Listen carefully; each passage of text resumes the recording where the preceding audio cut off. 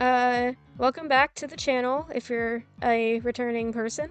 So I usually don't do voiceovers for these kinds of just, normal speed paint videos, but this speed paint is very important for two reasons. One, it is a redraw of one of my older pieces, and two, it's for Undertale's anniversary! Yippee! So, yeah, I just wanted to do something a little bit special for it. Not super duper big, but might as well acknowledge it.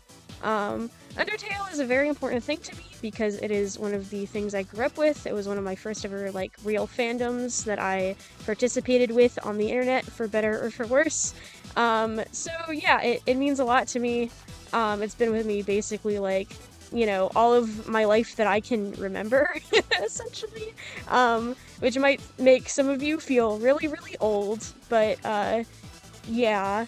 So, here I am drawing good old Metaton, my favorite, well, I can't say that he's my favorite, because every Undertale character is my favorite, but he's definitely up there.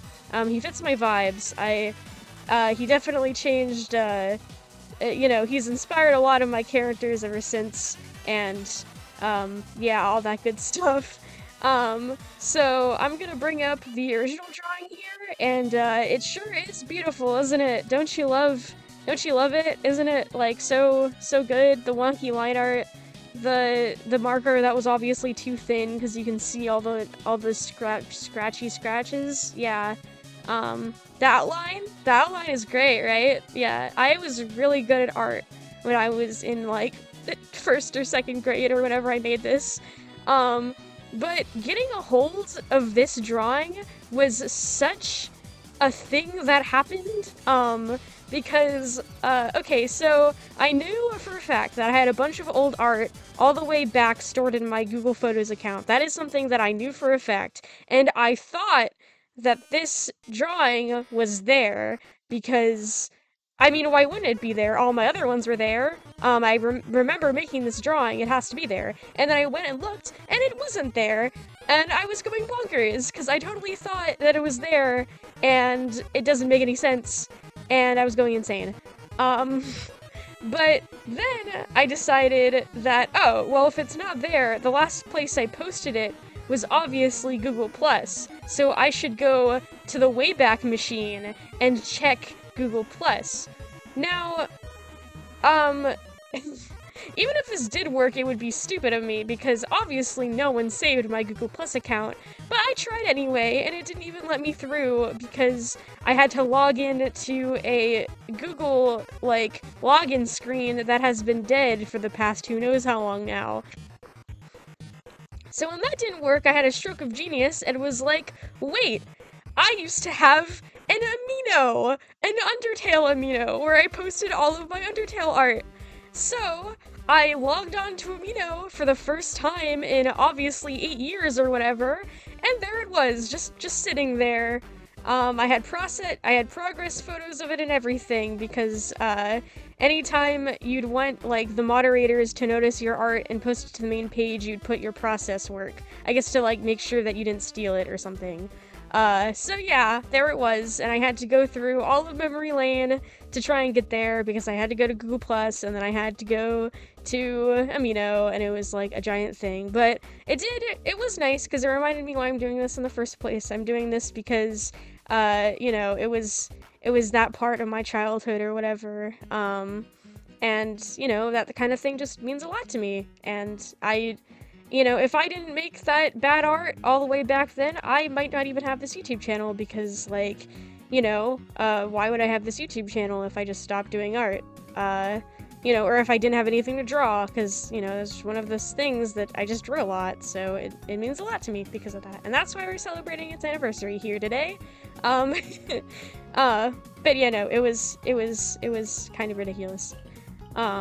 Another fun story about this specific drawing is that, back when I was on Google+, like I said I was, so in case you were one of the people who wasn't loserish enough to join Google+, one of the things you could do on there is create things called collections, and there are basically, little, subfolders of your account that you could, repost things to, or put your own stuff in, or whatever, and at some point, during that time, someone started going in and putting all of my artwork, including this one, in a like folder that was named something like worst art on the internet or something like that. I don't remember exactly, but yeah, that was the first and last, I think, real like hatred I've ever gotten of my art.